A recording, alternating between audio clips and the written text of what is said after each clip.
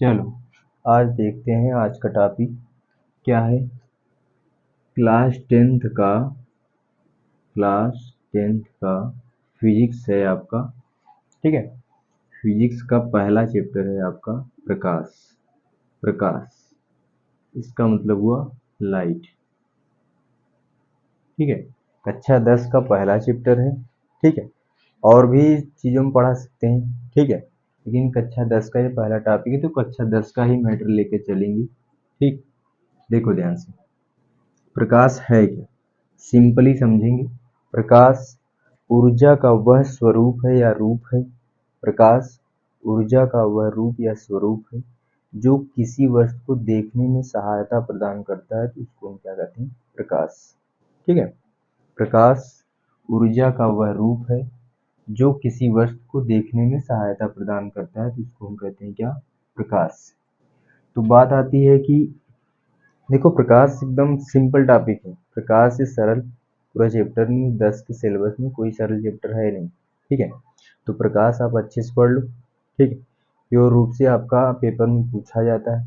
ठीक। पेपर में पूछेगा, सिंपल पूछता है, आप थोड़ा सा केयर करो, पूरा पूरा समझ में आएगा, कोई दिक्कत नहीं होगा। ठीक है। तो चलो स्टार्ट करते हैं। प्रकाश क्या हुआ, प्रकाश एक प्रकार की ऊर्जा है जो हमें किसी वस्तु को देखने में सहायता प्रदान करता है। ठीक। अब बात आती है अगला टॉपिक, प्रकाश का स्रोत।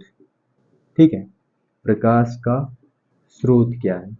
स्रोत का मतलब होता है सोर्स। सोर्स का मतलब हुआ, देखो ध्यान से, मतलब प्रकाश हमको कहाँ कहाँ से मिल सकता है।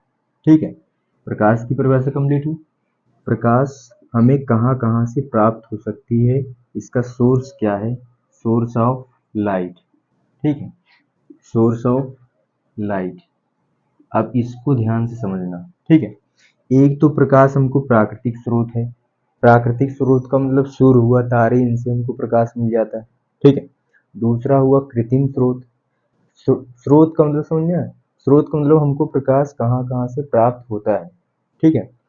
तो पहला हुआ प्राकृतिक, सूर्य हुआ, तारा हुआ, यहाँ से हमको प्रकाश मिल जाता है। ठीक है। दूसरा कृत्रिम है, जो मानव द्वारा बनाया गया, से बल्ब हो गया। ठीक है। बल्ब हुआ, मोमबत्ती हुआ, ये सब क्या है, कृत्रिम माध्यम। ठीक है। अब सुनो, इसके आधार पर, प्राकृतिक और कृत्रिम के आधार पर इसको दो भागों में बांटा गया। प्रकाश स्रोत पहला हुआ दीप्त प्रकाश स्रोत। दीप्त प्रकाश स्रोत। ठीक है। दीप्त का मतलब हुआ वह प्रकाश स्रोत, जो भी प्रकाश स्रोत रहेगा वह प्रकाश स्रोत जो आपका प्रकाश को स्वयं उत्पन्न करता है उसको हम क्या कहेंगे, दीप्त प्रकाश स्रोत। ठीक है। वे प्रकाश स्रोत जो प्रकाश को स्वयं उत्पन्न करते हैं उसको हम क्या कहेंगे, दीप्त प्रकाश स्रोत। जैसे हो गया हमारा सूर्य हुआ, ठीक है, तारे हो गए, ये सब प्रकाश को स्वयं उत्पन्न करते हैं, इसलिए इनको क्या कहेंगे, दीप्त प्रकाश स्रोत। दूसरा क्या आता है, अदीप्त प्रकाश स्रोत। अदीप्त प्रकाश स्रोत में क्या आएगा, देखो ध्यान से, अदीप्त प्रकाश स्रोत वे प्रकाश स्रोत जो प्रकाश को स्वयं उत्पन्न नहीं करते। ठीक है। ये तो स्वयं उत्पन्न करेगा, लेकिन ये क्या करेगा, जो दीप्त वस्तुएं रहेंगी इनसे या तो चमकेगा और प्रकाश को उत्पन्न नहीं करता। ठीक है। अगर सिंपली लिखना हुआ तो वे प्रकाश स्रोत जो प्रकाश को स्वयं उत्पन्न नहीं करते उसको क्या कहेंगे, अदीप्त प्रकाश स्रोत। इसमें आ जाएगा आपका चंद्रमा। ठीक है। चंद्रमा आपका पूछा जाता है। ठीक है। देखो ये सब आपका ऑप्शनल क्वेश्चन बनने का चांस ज्यादा है। सूर्य क्या है, दीप्त है, तारे क्या है, दीप्त है। अदीप्त में क्या आ जाएगा, चंद्रमा। आपको पता है चंद्रमा सूर्य के प्रकाश से चमकता है। ठीक है। ये तो आप पढ़े होंगे कई बार। इतना कंप्लीट हुआ। ठीक है। एक बार और दोहरा दूं, देखो ध्यान से, प्रकाश क्या हुआ, प्रकाश ऊर्जा का वह स्वरूप है या प्रकाश एक प्रकार की ऊर्जा है जो हमें किसी वस्तु को देखने में सहायता प्रदान करती है तो उसको हम कहेंगे प्रकाश। प्रकाश का स्रोत, स्रोत का मतलब आपको बताया प्रकाश हमको कहाँ कहाँ से मिलता है। प्रकाश हमको या तो कृत्रिम माध्यम से मिलेगा या तो प्राकृतिक। ठीक है। जब कृत्रिम माध्यम से मिलेगा उसको अदीप्त कहेंगे और जो प्राकृतिक है उसको दीप्त कहेंगे। इसलिए प्रकाश स्रोत कितने हुआ, 2, दीप्त और अदीप्त। जो प्रकाश को स्वयं उत्पन्न करते हैं उसको दीप्त प्रकाश स्रोत, जो स्वयं उत्पन्न नहीं करते उसको क्या कहेंगे, अदीप्त। इतना क्लियर हुआ, ठीक है। अगला जो हमारा टॉपिक है वो इम्पोर्टेंट है, बहुत ज्यादा इम्पोर्टेंट है, क्योंकि वो प्रकाश का गुण है। यहाँ से ऑप्शनल क्वेश्चन भी बनता है और लॉन्ग क्वेश्चन भी बनता है, ठीक है, और कंपटीशन लेवल का भी क्वेश्चन यहाँ से बनता है। तो आप इसको सिंपली समझेंगे क्या, प्रकाश का गुण, प्रकाश का गुण, ठीक है। तो गुण का मतलब हुआ आपका समझ में आता है, प्रॉपर्टी, और प्रकाश मतलब लाइट, ठीक है, तो प्रॉपर्टी ऑफ लाइट, ठीक है। तो इसको ध्यान से समझना, प्रकाश स्वयं तो अदृश्य होता है, प्रकाश क्या है, अदृश्य है। प्रकाश स्वतः तो नहीं दिखाई देता, लेकिन इसकी उपस्थिति में कोई वस्तु दिखाई देता है। तो समझ में आया?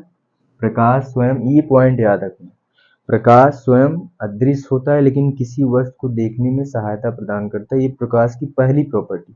गुण का मतलब समझ में आता है, ठीक है, गुण का मतलब इसमें क्या क्या खासियत है, ठीक है, ये होता है गुण, ठीक है। पहली खासियत क्या है, यह अदृश्य होता है लेकिन इसकी उपस्थिति में कोई भी, प्रकाश की उपस्थिति में कोई भी वस्तु आप देख सकते हैं। दूसरा, अभी यहीं पर अगर बल्ब ये बंद कर दिया जाए आपको कुछ नहीं दिखेगा, ठीक है, तो सिंपली है प्रकाश की उपस्थिति में आप हमको देख पा रहे हैं, ठीक, हम वस्तुओं को देख पा रहे हैं, तो प्रकाश के माध्यम से ही कोई वस्तु देखा जा सकता है। क्लियर हुआ, ठीक है। तो प्रकाश का स्वयं अदृश्य होता है, पहली प्रॉपर्टी। प्रकाश सरल रेखा में गति करता है, प्रकाश सरल रेखा में गति करता है, ये हमेशा सीधी रेखा में गति ही करेगा, ये टेढ़ा ओढ़ा नहीं होता, ठीक है, सदैव क्या होगा, ये सरल रेखा में गति करेगा, पहली प्रॉपर्टी। दूसरा हुआ, ठीक है। तीसरा, जो हमारा प्रकाश होगा, ठीक है, प्रकाश विद्युत चुंबकीय तरंग के रूप में चलता है, इसको ध्यान देना, प्रकाश विद्युत चुंबकीय तरंग के रूप में चलता है, चुंबकीय तरंग के रूप में चलता है, ठीक है, ये पॉइंट याद रखना, ठीक है, प्रकाश विद्युत चुंबकीय तरंग के रूप में चलता है, ठीक। और अगली खासियत, प्रकाश का गुण अगला क्या होगा, प्रकाश,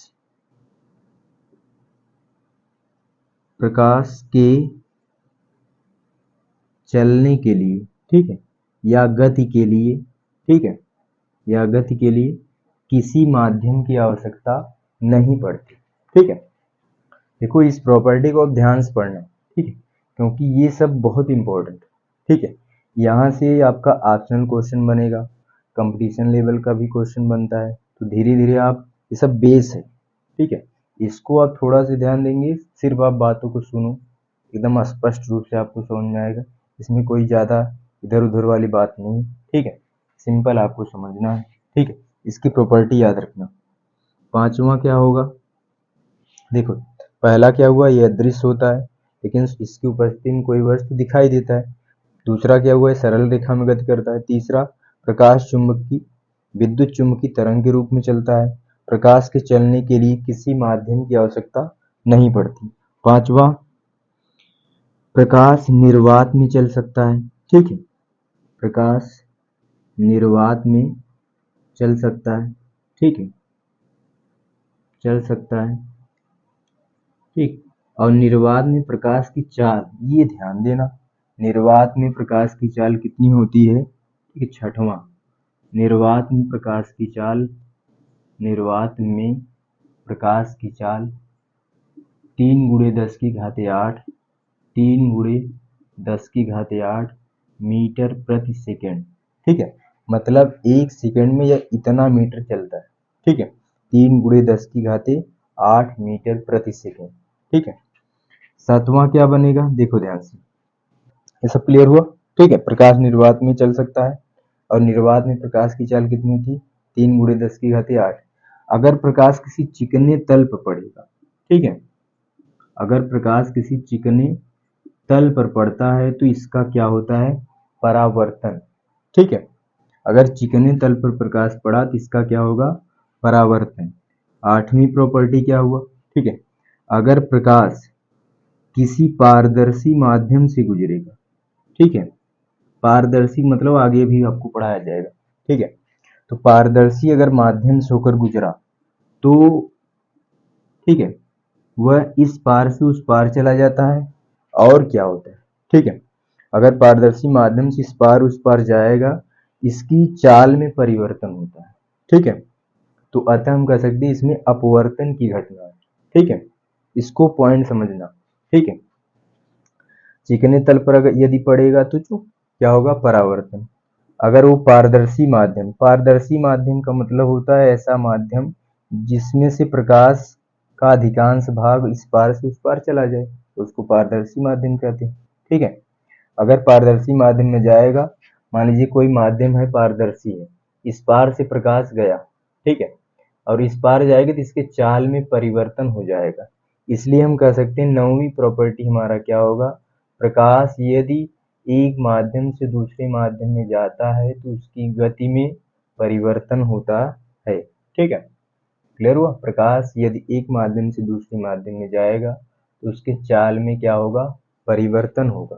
ठीक है, इतना चीजें कंप्लीट हुई कि नहीं। प्रकाश का गुण, इसको आप ध्यान देना। ठीक है, ये इंपॉर्टेंट है, यहाँ से सिलेक्टेड क्वेश्चन भी आते हैं, ये ध्यान देना। पहला अदृश्य होता है।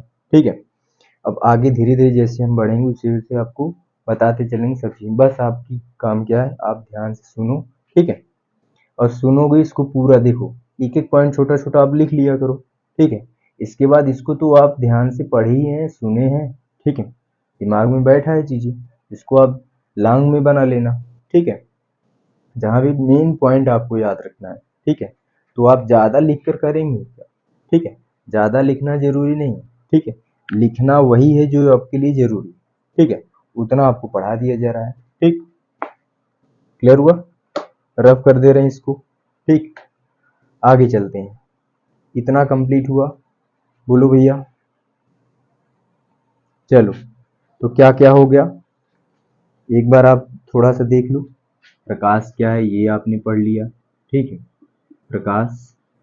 ठीक, लाइट क्या होता है, ठीक, इसको आपने पढ़ा। और दूसरा, प्रकाश का स्रोत क्या है। ठीक, प्रकाश का स्रोत, इसको आपने पढ़ लिया। ठीक, और इस स्रोत का मतलब आपको समझाएं अच्छे से, आप ध्यान देना। ठीक है, और इसके बाद आपने सबसे इम्पोर्टेंट क्या पढ़ा, प्रकाश का गुण, प्रॉपर्टी ऑफ लाइट। इसको ध्यान देना आप लोग। ये पेपर में अधिकांशतः पूछा जाता है कि आपका प्रकाश का गुण से क्या तात्पर्य है, या प्रकाश के गुण से क्या समझते हैं। ठीक है, इसको ध्यान देना। या तो आप सिंपल पूछ देगा कि प्रकाश का चाल निर्वात में कितना होता है, जल में कितना होता है, कांच में कितना होता है, ये भी पूछा जाता है ऑप्शनल क्वेश्चन में। ठीक है, तो ये सब आगे आपको धीरे धीरे पढ़ाएंगे, अब धीरे धीरे आप सीखेंगे। ठीक है, अभी तो आप इतना कंफर्म रखना, प्रकाश क्या होता है, प्रकाश का स्रोत क्या होता है, प्रकाश का गुण क्या होता है। ठीक है, इसमें से याद रखना, प्रकाश में एक पॉइंट और याद रखना, क्या, प्रकाश में विभवर्तन की घटना होती है। आगे चलकर आपको बताएंगे विभवर्तन क्या होता है। ठीक है, तो ये आप इसके बाद का टॉपिक आपको जो मिलेगा तो अगले वीडियो में डालेंगे। ठीक है, चलो।